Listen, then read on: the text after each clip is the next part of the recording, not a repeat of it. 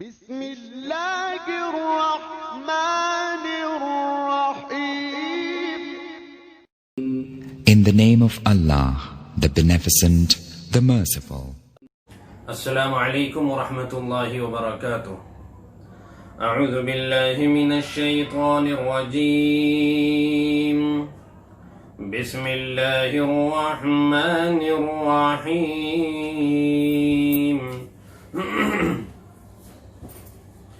وَإِذْ قَالَتْ طَائِفَةٌ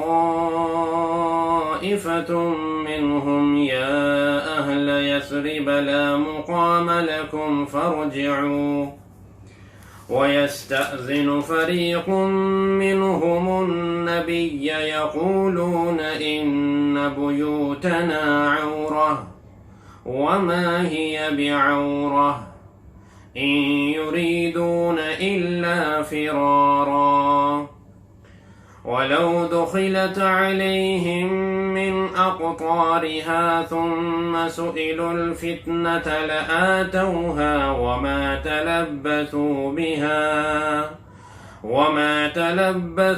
بِهَا إِلَّا يَسِيرًا. صدق اللہ العظیم.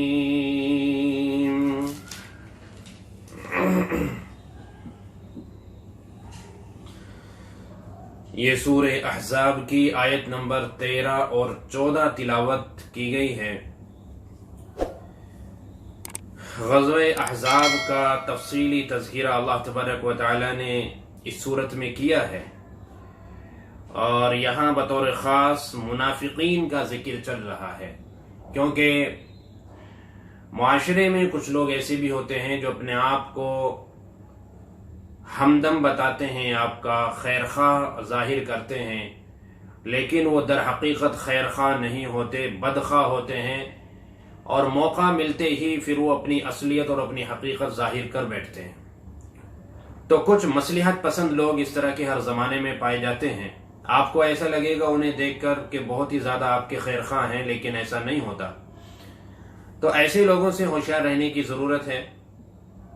چنانچہ غزوہ خندق کے موقع پر بھی آپ صلی اللہ علیہ وسلم کے ساتھ جو 3000 کا لشکر تھا، اس میں بہت سے منافقین بھی تھے.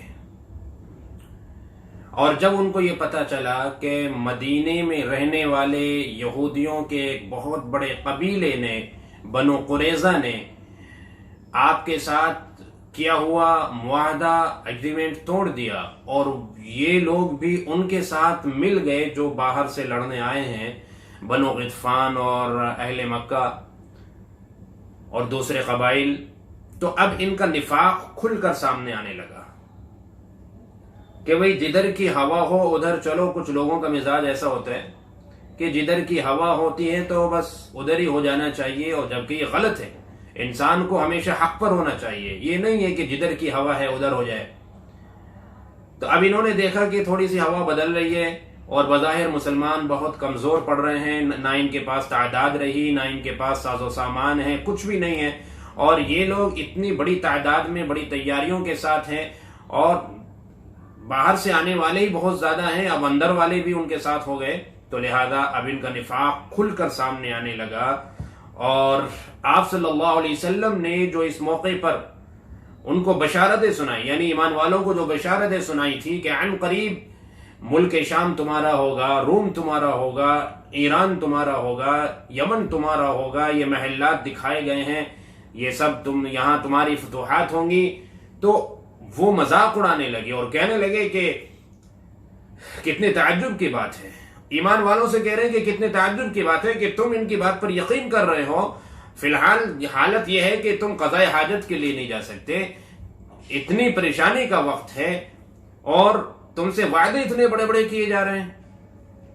ادھر پھر دوسری طرف اللہ رب العزت فرماتے ہیں کہ وَإِذْ قَالَتْ طَائِفَةٌ مِّنْهُمْ يَا أَهْلَ يَثْرِبَ لَا مُقَامَ لَكُمْ فَارْجِعُوا. کچھ لوگ کہنے لگے کہ اے یثرب والو، یثرب مدینہ منورہ کا یہ پرانا نام ہے، تو وہ کہنے لگے کہ اے یثرب والو، اب یہاں ٹھہرنے سے کوئی فائدہ نہیں ہے، اپنے آپ کو موت کے منہ میں دھکیلنے کے برابر ہے، مترادف ہے، تو یہاں سے نکلو ورنہ تو مارے جاؤ گے. تو اس طرح لوگوں کے قدم اکھاڑنے لگے، بہت سے منافقین اس طرح کی باتیں کرنے لگے تاکہ جو جمے ہوئے ہیں، ٹکے ہوئے ہیں، ان کے بھی قدم اکھڑ جائیں، ان کے بھی من اکھڑ جائیں اور وہ بھی یہاں سے جانے لگیں۔ یہاں سب سے پہلے تو آپ یہ دیکھیے کہ پرانا نام یثرب، جس کا ذکر یہاں قرآن کریم کے اندر اللہ نے فرمایا، جیسے مکہ کا پرانا نام بکہ تھا، بعد میں مکہ ہوا، ایسے ہی مدینے کا جو پرانا نام تھا یثرب تھا۔ اللہ کے نبی صلی اللہ علیہ وسلم جب تشریف لائے ہجرت کر کے مدینہ منورہ، اور آپ نے دیکھا کہ اس شہر کا نام یثرب ہے، تو آپ نے فوراً نام بدل دیا۔ یہ آپ کا مزاج تھا۔ آپ صلی اللہ علیہ وسلم جب دیکھتے کہ کسی نام کے معانی صحیح نہیں ہیں تو آپ بدل دیا کرتے تھے، اور وہ نام آپ چینج کر دیا کرتے تھے۔ یثرب کے معنی تو ویرانے کے آتے ہیں، یثرب کے معنی تو غیر آباد جگہ کے آتے ہیں، جنگل کے آتے ہیں، بے رونق جگہ کے آتے ہیں۔ تو آپ نے کہا کہ نہیں، یہ تو بہت بارونق جگہ ہے، یہ آباد جگہ ہے، ویرانہ نہیں ہے۔ یہاں اللہ کا فضل ہے، بہت ہی بارونق، اور آنے والے وقت میں بھی یہ بہت بارونق جگہ بننے والی ہے، تو اس کا نام مدینہ رکھا جائے۔ تو آپ صلی اللہ علیہ وسلم نے ہجرت کے بعد نام کیا رکھ دیا؟ مدینہ۔ اب یہاں ایک بات قابل غور یہ ہے کہ بہت سے لوگ یہ سمجھتے ہیں کہ صرف نام کا ہی دخل ہوتا ہے انسان کے اچھے برا ہونے میں، اور اچھے برے حالات کے آنے میں، اور مزاج کے اچھے برا ہونے میں اس نام کا ہی اثر ہوتا ہے۔ اس لیے بہت سارے لوگ کیا کرتے ہیں کہ بس نام اچھا رکھ دیں اور پھر تربیت کی طرف توجہ نہ دیں۔ تو یہ ہم ذہن میں اپنے اچھی طرح بٹھا لیں کہ نام کے اثرات ضرور ہوتے ہیں، لیکن ایسا نہیں ہے کہ مکمل طور پر نام ہی کے اثرات ہوتے ہیں۔ بہت سے لوگ کہتے ہیں کہ جی ہم نے نام تو رکھا ان کا ابو بکر، لیکن کام سارے الٹے ہیں، ابو بکر جیسی کوئی صفت ہی نہیں ان میں۔ تو ابو بکر نام رکھنے کے ساتھ ساتھ ان کی تربیت بھی تو ضروری ہے۔ یہ دیکھیے نا کہ آپ نے تربیت کیسی کی ہے، آپ نے کتنی توجہ دی ہے ان کے اوپر کہ یہ دیندار بنے، کتنی توجہ آپ نے، کتنی محنت کی ان کے اوپر کہ یہ ابو بکر جیسے بنے۔ آپ نے نام رکھا ہے عمر، آپ نے نام رکھا ہے عثمان، آپ نے نام رکھا ہے علی۔ تو آپ صحابہ کرام اور اولیاء کرام بزرگان دین کے اوپر نام تو رکھ رہے ہیں، لیکن پھر اس کے ساتھ ساتھ اتنی ہی محنت بھی کر رہے ہیں کہ نہیں کر رہے ہیں؟ یہ محنت بہت ضروری ہے۔ اگر تربیت صحیح نہیں کریں گے تو خالی نام رکھنے سے اثرات ظاہر نہیں ہوں گے، نظر نہیں آئیں گے، خالی نام رکھنے سے کوئی بزرگ نہیں بن جائے گا۔ تو بہرحال آپ صلی اللہ علیہ وسلم کا مزاج تھا، آپ نے اپنے مزاج کے مطابق یثرب کی جگہ مدینہ نام رکھا۔ تو منافقین نے کہا وہاں لوگوں میں انتشار پیدا کرنے کے لیے، اے یثرب والو چلو یہاں سے، یہاں ٹھہرنا ٹھیک نہیں ہے۔ چنانچہ وَيَسْتَأْذِنُ فَرِيقٌ مِّنْهُمُ النَّبِيَّ، ان میں سے ایک جماعت نبی سے یعنی آپ صلی اللہ علیہ وسلم سے اجازت مانگنے لگی جانے کی۔ کچھ تو بغیر اجازت کے چلے گئے، بھاگ گئے میدان چھوڑ کر، اور کچھ اب اجازت لے کر جانے لگے تاکہ تھوڑا سا ہمارا لیول پھر بھی بنا رہے، یعنی بہت زیادہ برے بھی نہ ہوں ہم ان کی نظروں میں۔ جھوٹے عذر پیش کرنے لگے۔ کئی باری ایسا ہوتا ہے کہ انسان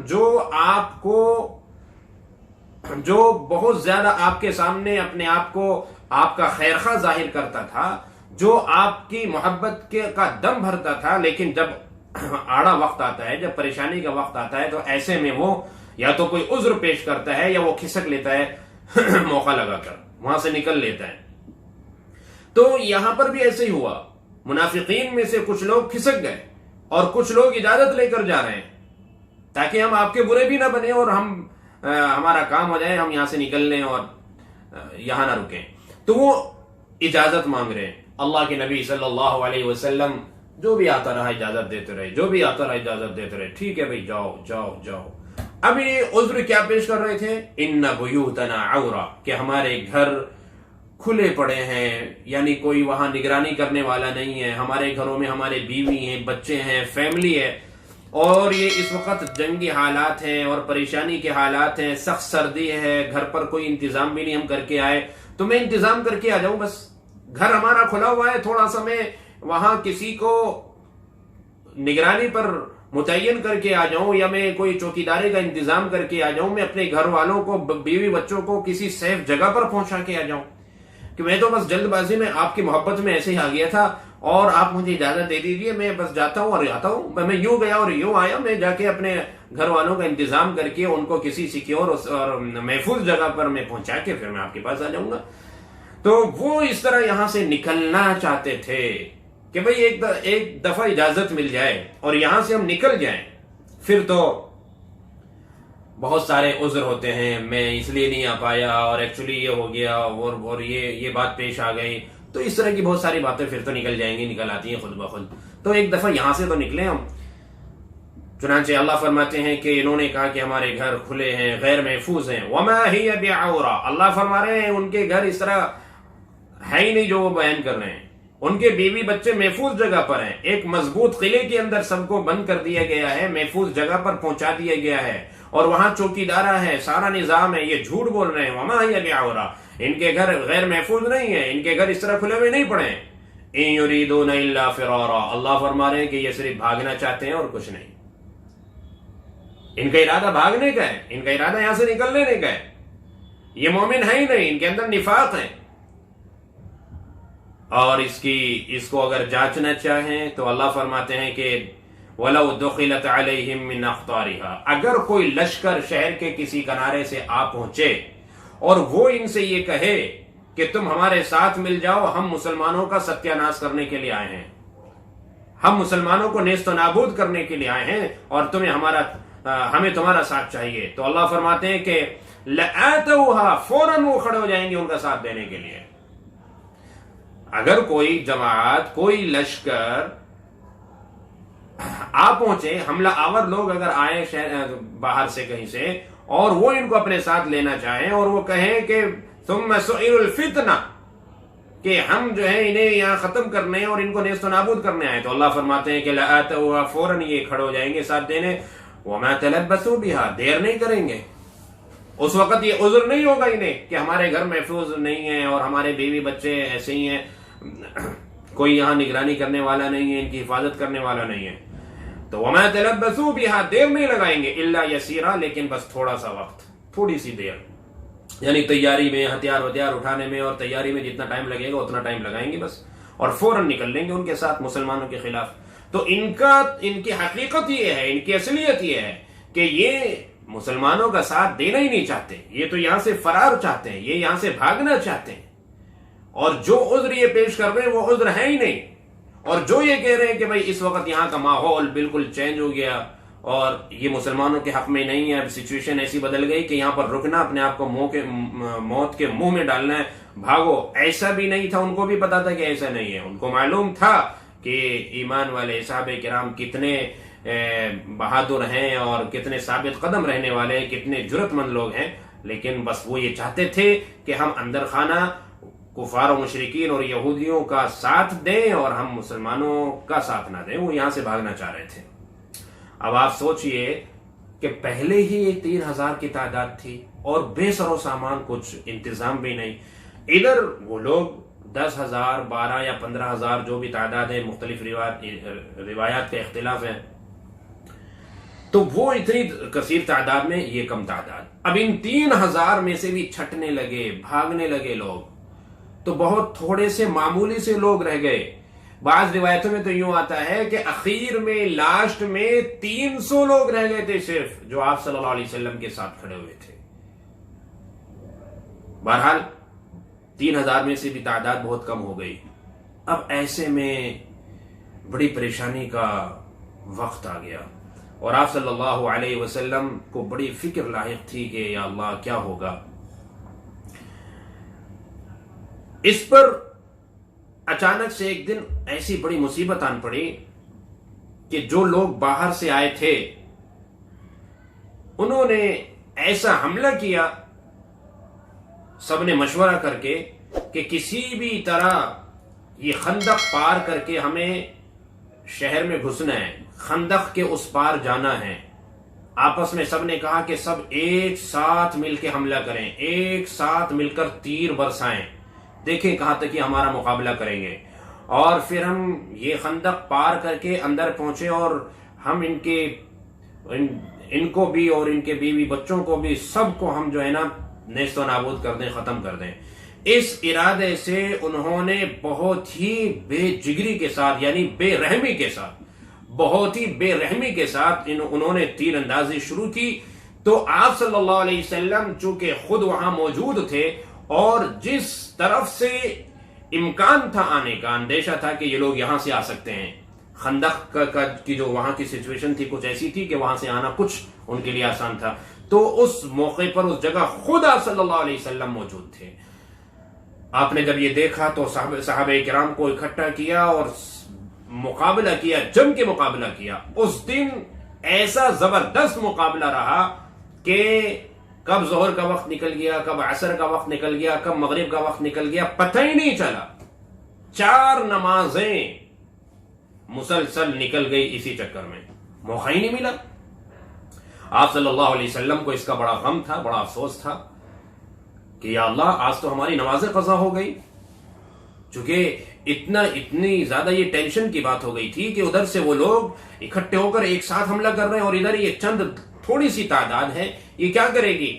تو لیکن پھر بھی ہمت کر کے مقابلہ کیا، اور بس یہ ہے کہ اس مقابلے میں نمازیں نکل گئی، نمازیں ضائع ہو گئی، جس کا بڑا افسوس ہوا. حضرت عمر ابن خطاب رضی اللہ عنہ بھی تشریف لائے کہ یا رسول اللہ صلی اللہ علیہ وسلم پتہ ہی نہیں چلا، میری تو عصر بھی قضا ہو گئی اور میری ظہر بھی قضا ہو گئی. تو آپ صلی اللہ علیہ وسلم نے فرمایا کہ ہاں آج ہماری نمازیں ضائع ہوئی ہیں اور ان بدبختوں کی وجہ سے ضائع ہوئی. اللہ تبارک و تعالیٰ ان کے گھروں کو، ان کی قبروں کو بھی آگ سے بھر دے، اسی طرح جیسے آج انہوں نے ہمیں غافل کر دیا اللہ کے ذکر سے اور ہمیں مہلت نہیں مل پائی نماز پڑھنے کی. تو پھر رات کا کچھ حصہ گزرنے کے بعد آپ صلی اللہ علیہ وسلم نے حضرت بلال سے کہا کہ بلال اذان پڑھو. حضرت بلال رضی اللہ عنہ نے اذان پڑھی، اور اذان پڑھنے کے بعد پھر اقامت کہی، تکبیر کہی، اور پھر ظہر کی نماز پڑھی. اس کے بعد پھر دوبارہ تکبیر کہی، عصر کی نماز پڑھی، پھر تکبیر کہی، مغرب کی نماز پڑھی، پھر تکبیر کہی، عشاء کی نماز پڑھی. اس طرح 4 نمازیں اکٹھی پڑھی آپ صلی اللہ علیہ وسلم نے. لیکن اب یہاں پر ہمارے لیے ایک سبق بھی ہے اور مسئلہ بھی نکل کے آ رہا ہے کہ اگر خدا نخواستہ کسی وجہ سے کئی نمازیں قضا ہو گئی اور وہ ہمیں اکٹھی پڑھنی ہے، 3 وقت کی، 4 وقت کی، تو ایک دفعہ اذان پڑھیں. بس ایک دفعہ اذان پڑھنے کے بعد پھر ہر نماز سے پہلے اقامت کہیں، ہر نماز سے پہلے تکبیر پڑھیں، اور اس طرح جماعت کے ساتھ جو نمازیں قضا ہو گئی تھی ہمارے چند ساتھیوں کی، تو ہم جماعت کے ساتھ پھر وہ نمازیں پڑھیں. اگر تنہا ہے کوئی تو پھر وہ تنہا اپنی نماز پڑھے، تو اس میں پھر اس کو اقامت کہنے کی ضرورت ہی نہیں ہے، اور اگر کہہ لے تو کوئی مضائقہ بھی نہیں ہے. تو آپ صلی اللہ علیہ وسلم نے یہ نمازیں ادا کی، اور پھر آپ اللہ تبارک و تعالی سے فتح کی دعا مانگنے بیٹھ گئے. پیر کے روز آپ بیٹھے تھے فتح کی دعا مانگنے مسجد فتح میں. آپ جب جائیں حج کرنے یا عمرہ کرنے اور آپ غزوہ خندق کے مقام کو دیکھنے جب جائے تو وہاں کچھ اونچائی پر ایک پہاڑی پر ایک چھوٹی سی مسجد بنی ہوئی ہے جس کا نام ہے مسجد فتح. اس وقت تو وہاں مسجد نہیں تھی لیکن بعد میں مسجد بنائی گئی. تو مسجد فتح آج وہاں موجود ہے جہاں اللہ کے نبی صلی اللہ علیہ وسلم نے باقاعدہ دعا کا اہتمام فرمایا اور آپ نے فتح کی اور کامیابی کی اللہ سے دعا مانگی. پیر کا دن پورا گزر گیا، آپ نماز وقت پر پڑھتے رہے، فتح کی دعا مانگتے رہے، منگل کے دن بھی دعا مانگتے رہے، بدھ کے دن بھی دعا مانگتے رہے. بدھ کے روز شام کو عصر کے وقت آپ صلی اللہ علیہ وسلم کی یہ دعا قبول ہوئی اور پھر آپ نے آ کر صحابہ کرام کو بشارت سنائی کہ اللہ تبارک و تعالی نے اب فتح لکھ دی ہے، انشاءاللہ اب ہمیں نقصان نہیں ہوگا. اور صحابہ فرماتے ہیں کہ اس کے بعد پھر ہمیں کوئی نقصان نہیں پہنچا. اب یہاں پر آپ غور کریں کہ آپ صلی اللہ علیہ وسلم نے 3 دن لگاتار دعا مانگی اور تیسرے دن قبول ہوئی. ہم اول تو اتنی دھیان سے اور گڑ گڑا کر اور اتنی چاہت سے دعا مانگتے نہیں ہیں جتنی چاہت سے مانگنی چاہیے، اور جو تھوڑی بہت دعا مانگتے بھی ہیں تو 1 آدھ منٹ دعا مانگنے کے بعد ہم یہ سمجھتے ہیں کہ بس ابھی فوراً قبول ہو جانی چاہیے. میری دعا قبول کیوں نہیں ہوئی یار؟ میں نے صبح دعا مانگی تھی، میرے دوپہر کا وقت ہو گیا، شام ہو گئی، یار پورا دن گزر گیا، میری دعائیں قبول نہیں ہوئی. تو اس سے ہمیں سبق لینا چاہیے کہ اللہ تبارک و تعالیٰ سے مانگتے تو رہیں لیکن نا امید نہ ہو اور مانگنا نہ چھوڑے، مایوس نہ ہو، جلد بازی سے کام نہ لیں اور اللہ سے مانگتے رہیں. اللہ تبارک و تعالیٰ کو یہی پسند ہے. ابھی بہت اہم واقعات ہیں جو غزوہ خندق سے متعلق ہیں، تو انشاءاللہ آئندہ ان کا ذکر ہوگا. اللہ تبارک و تعالی ہم سب کو ہر طرح کے فتنے سے اور شر سے محفوظ فرمائے. السلام علیکم.